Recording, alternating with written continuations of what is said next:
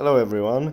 Today in this video we will fight against the utmost character of our world around us, and this time we will refer to the day today, which is 8th of March, and since the years preceding First World War, it's considered Women's Day. First Women's Day, which was organized by Northern American leftist communities, was celebrated at the end of February, but quickly was shifted to the 8th of March. So we now will debate why this Women's Day was established. But first of all, of course, because why not, I would like to wish to all ladies who are listening to this channel, and not only, nice Women's Day and all the best. And now we will talk about origins of this event. We know that at the turn of the 19th and 20th century, there was a huge social movement called suffrage. So this was movement for women to get rights, especially voting rights, citizens' rights, because in many countries they didn't have it. Firstly, they received it in 1893 in New Zealand, and later gradually in other countries. And now in many historical works, we don't see full picture of the suffrage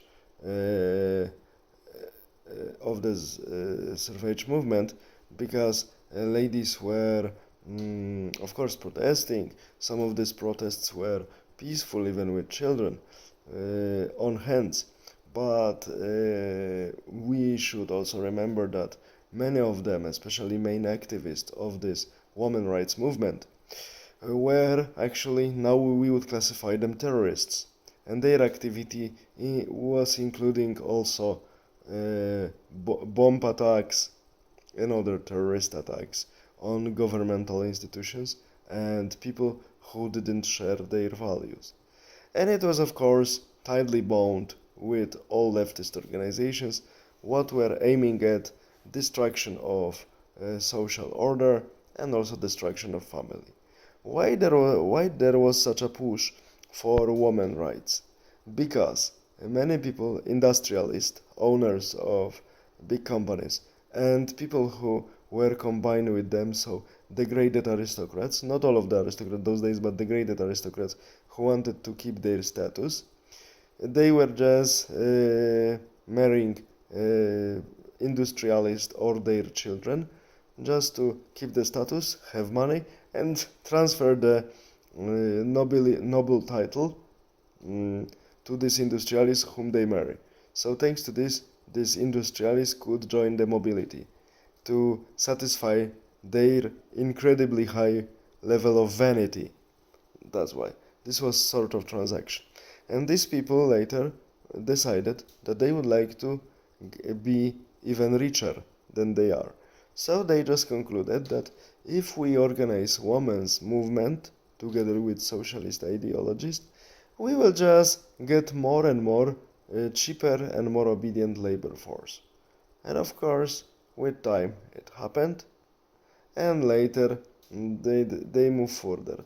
Divorces, abortion, and now we even have complete degradation of the society and family, this LBG whatever crap, because we see that society that is completely disconnected from any values, cultural hegemony, here I refer to the bad guy Gramsci, is changed.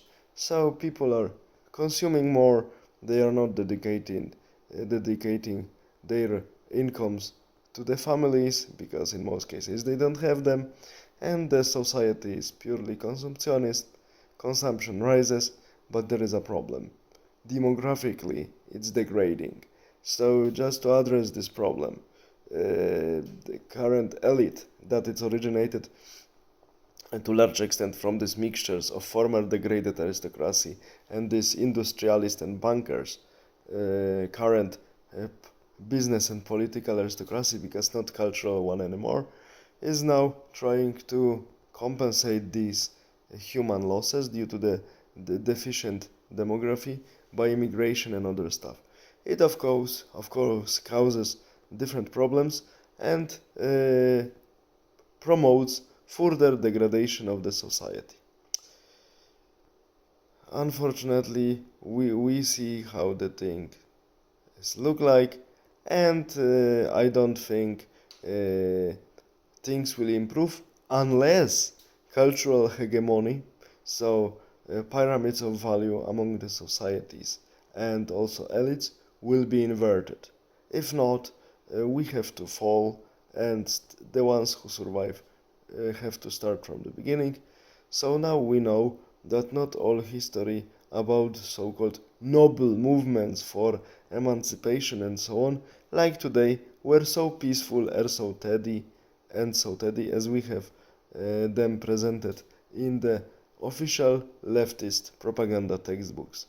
Because Mrs. Sylvie Pankhurst, or Pankhurst, different pronunciation, actually she was one of the main face of the Surface women rights movement, but she was also leader of the terrorist female organizations, and she had to run to Ethiopia to escape problems.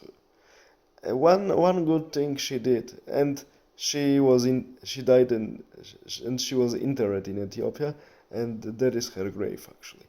One good thing she did is that she wrote a quite nicely presented book, History of Ethiopia, because she fell in love with this country, its people, and its culture.